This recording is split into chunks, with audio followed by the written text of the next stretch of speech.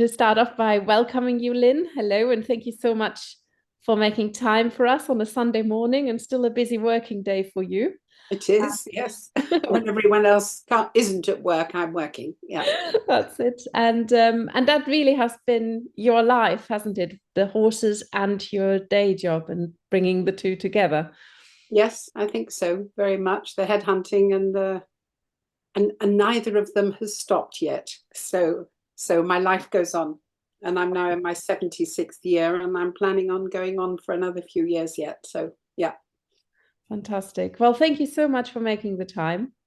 And it is really a privilege to have you and to hear your experiences with the World Breeding Federation, and particularly, of course, with what that has meant for your dressage breeding career as well, and for the careers of your horses. Mhm. And so, our first question to you is, what was your first involvement with the World Breeding Federation? When did you first come across it? Well, I went for years to the World Championships they were mostly in Verden in my time. I can't think when I went the first time, probably, oh, about 2006 or 7, something like that. I seem to remember I'd gone a number of times before Farouche went. And I'd also used the World Breeding Championships as an influence in choosing stallions for breeding, because I felt that when you looked at a horse at 5 or 6, well, obviously training played a part. Actually, the natural gaits of the horse were still quite apparent at that sort of level of competition and training. So, yeah, that was my first contact. Fantastic. And then, of course, you went on and you've mentioned Farouche. And tell us the story of how that felt when you first arrived with Farouche in Verden as a 5-year-old, wasn't it? She It started. was as a 5-year-old.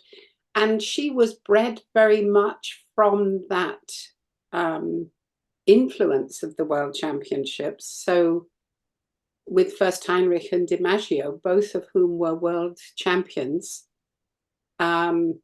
I don't think first Heinrich was world champion when she was conceived. I think he was much talked about. But I knew DiMaggio well because I knew Suzanne Davis Lavandera as she is now, and I always was impressed with that horse. And then I bought his daughter, Dawn Roshan, and I also saw she was from the mother line of Floristan. So it seemed sensible to, I love inbreeding. I was a thoroughbred breeder to begin with. And when I asked, how do you breed a top racehorse? They said, breed third dam to third dam. Most people actually don't do it, but they tell you that's what you should do. And so I've always been a fan of inbreeding. So picking an F-line stallion was the beginning of Farouche, and the World Championships played a big part in that decision about those horses and natural ability. And I think Farouche was a phenomenon, really, in the UK. Carsten Sandrock, who worked for me for 15 years, rode her first, but the plan was always that she would go to Michael Eilberg, because I realized as a headhunter, I'd never actually headhunted a rider for my horses. I'd always sort of chosen a rider or trainer on the hoof, and I decided I needed to be more planful, and I needed a rider who got training, because a lot of riders stop training, and that's a tragedy. So Michael and Maria Eilberg were both in a perfect position with their father as a good trainer and himself a rider. So that was how Farouche came about. The decision about the breeding, the decision about only going to a rider who still got training in a real way rather than a soundbite way. And then Farouche, and I guess she was not a beautiful foal when she was born, but within a few weeks she was a model. And then you looked at her, and as she grew, you realized that you'd never seen a horse that had 3 gaits for a 9. And that was how she continued. So she just won everything that she entered in the UK. And so the World Championships was a logical choice.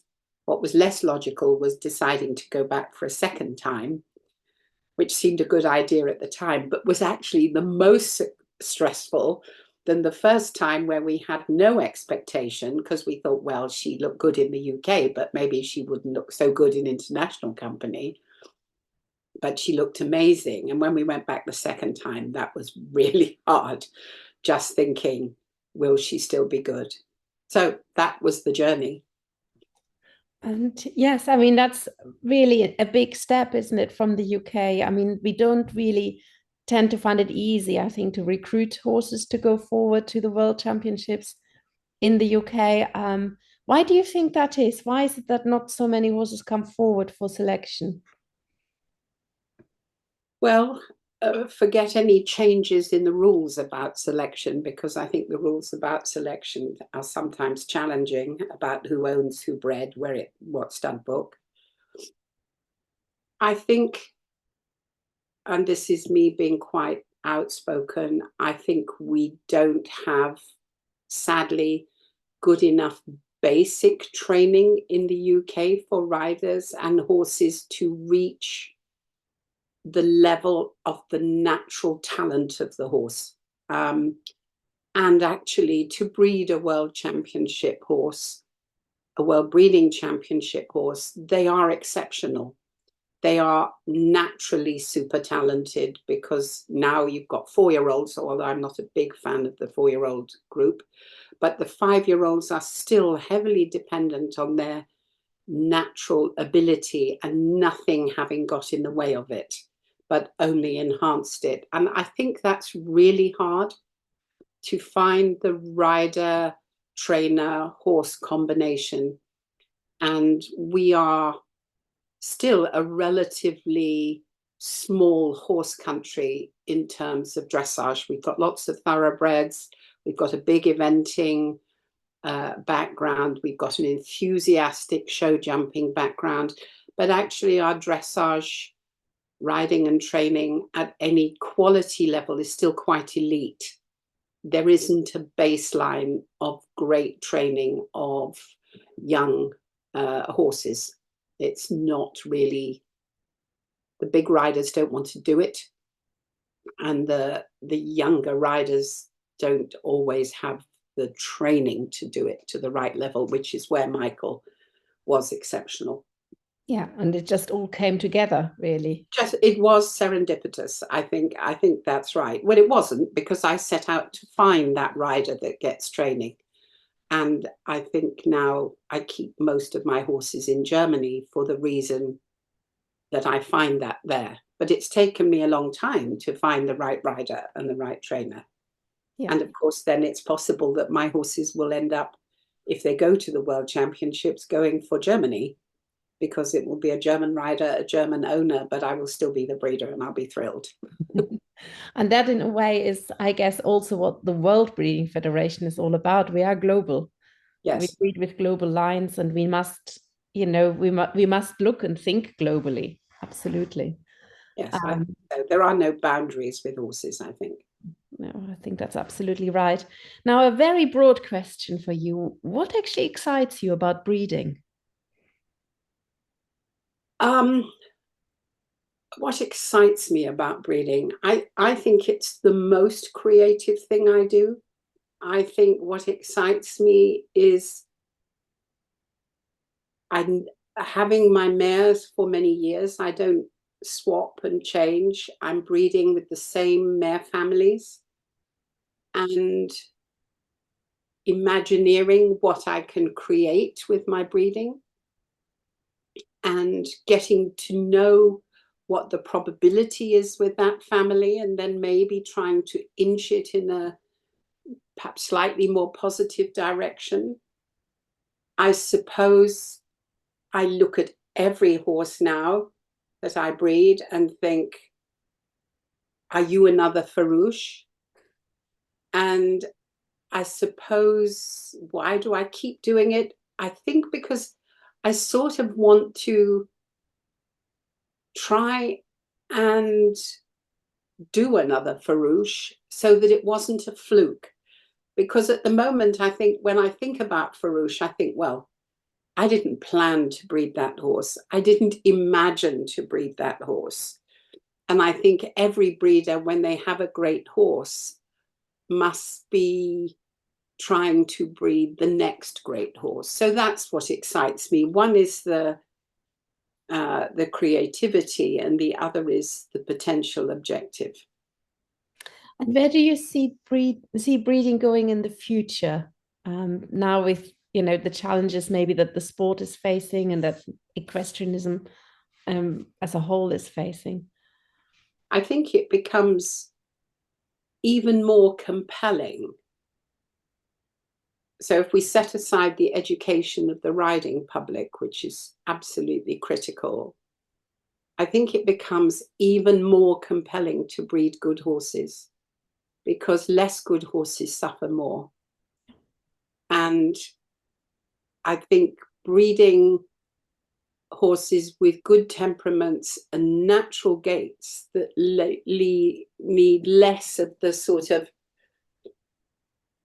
extremes of sound bite training, the horses that I think, and I suppose segmenting the breeding market. So there is a difference between the horse that you breed for the amateur rider that needs the same soundness, the same character, but paces that are not extraordinary, that will be too much and cause stress. And then I think there's the horse that you breed for the talented and educated rider. So I think that we need to segment what we do rather more to really understand, and also be very honest with our buyers. I always have been. People come and you just say, well, I just think it's going to be too much horse for you, and you don't need that. People, and that's not to say the horse has a bad temperament.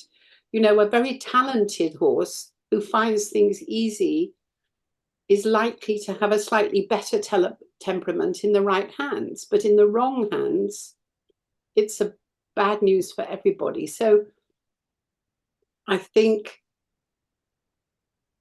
I've always believed not just the theory of the scale of training, but the practice of the scale of training in the starting and riding of the horse, that there's no shortcuts, and that you have first to make the horse fit, strong, and capable. I absolutely loathe the fact that people think they should get on a horse while it's weak so that it can't run away with them, because why would it want to be ridden if it's ridden when it can't manage? So I think it's an enormous topic to really answer your question, but I think we need a real consciousness about what we're breeding for what riding. And I'd like to see riders licensed. I'd like to see riders licensed to a level. And I'd like to see, it's very topical at the moment to be picking on some very high profile riders for what they do. But actually, I see just as much abuse from normal amateur breeders and riders who, with the best intentions, but maybe not the best knowledge and patience, do much worse things to their horses with badly fitting tack and so on. So maybe that's not a socially acceptable thing to say, but I think it's true. And I think, just like to see more awareness of the place that a horse fits in society and what's required to own and ride one. Yeah, I really agree with you. And I think one thing that we're doing with the World Breeding Federation is focusing on the welfare impact that breeding decisions can have. And you're absolutely right. Horses that are bred for the job, whatever job that is, and how we define that, will find the job easier. And that is a welfare gain.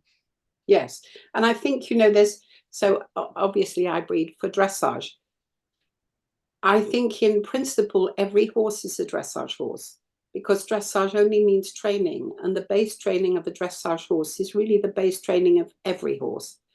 And I think we need to think like that, that every horse needs training. It's not admirable to just get on it and wing it. It's actually potentially abusive. And I'd like to see more awareness of the general abuse of horses based on misunderstanding, ignorance, etc., rather than the pillaring of more high-profile riders.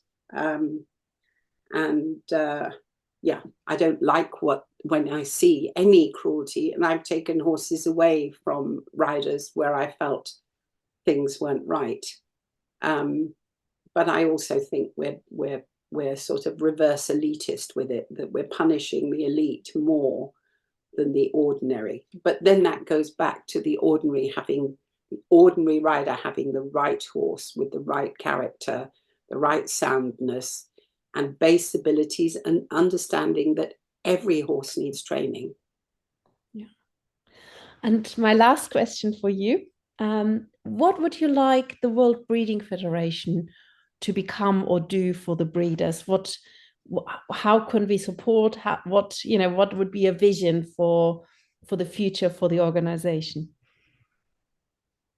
I think I was really shocked because I didn't realize, of course, that when Farouche won, I still owned her. I was really shocked to discover a few years ago in Ermelo that the breeder does not get an award at the championships. I think, for me, that's counterintuitive for the World Breeding Federation. I mean, at a minimum, the breeder should be recognized at the World Championships, not just noted, but actually where you've got top horses, top 10, top 12, but certainly the winner and the reserve. I think recognizing the breeder, not just, we now have it in passports, but actually recognizing the breeder routinely would be a great thing. And I know you have your breeding rankings and the top breeders for the Grand Prix horses, but the Grand Prix horses are the exceptional horses. But actually, there are really good levels of horse recognition where you could recognize the breeder better. I think that would be, for me, a really positive thing, because it's your work of art. It's like having an unsigned painting. So I think it's really important to recognize the breeders more. Yeah. Well, thank you very much, Lynn. That was great. And again, I completely agree with everything you said.